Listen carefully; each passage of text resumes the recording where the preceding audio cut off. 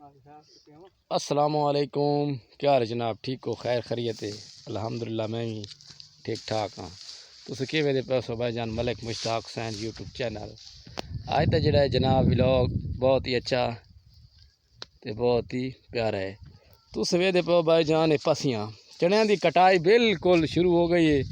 ये सामने तुहानू के नज़र आंदा पे बहुत ही अच्छी जनाब पसियाँ लगे पैन कटाई होंदी पई है। आवाम तुहाडे सामने ये मौसम बिल्कुल खराब हो गई है। चेक कर सकते हो मौसम की मीह लथा खड़े है। मैं मीह नाल पुसा खलो तो को जदा बिल्कुल उस बाद पसियां अपनी बना गिनो तरतीब दे नाल अच्छा कि मौसम इस तो अगा बड़ी खराब होंदी पई है। मैं तो अद्धी पट्टी छुड़ा सटी है धमी दी वाह जी वाह। ढूंढ पिया ये पसियां बनावन लगे हुए हैं।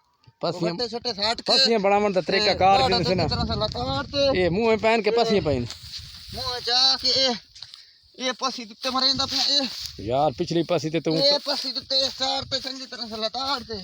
वाह जी वाह। पसी ये बाय बनी ये चेक कर सकते पसी बन अच्छा ली पसी यार मैंने लताड़ी थोड़ी लताड़े ना ये इस पसी ने दबा के लताड़ दे जो क्योंकि हवा शवा छोड़ दे नाल कुत्ता पसी ना पटी वे।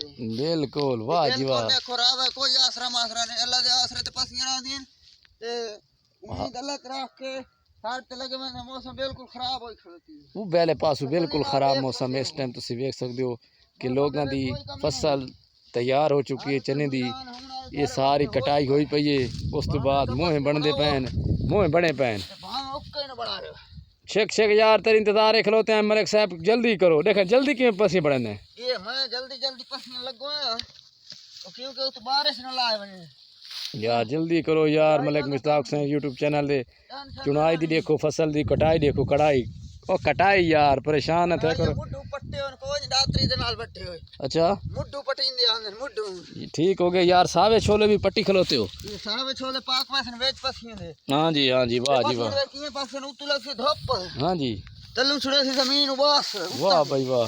बिल्कुल वेच कुरंडा हो वैसन जल्दी का यार बारिश लाई गई है सारे का मौसम जी सूरत हाल है बिल्कुल पीली हो गई यानी कि फसल पक्की खड़ोती पक गई मुकम्मल तौर पे।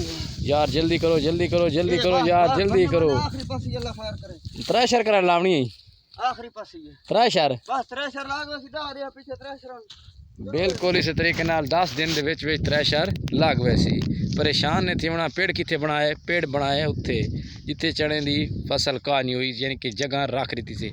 ये किकरी दी छां तले बांधिया है।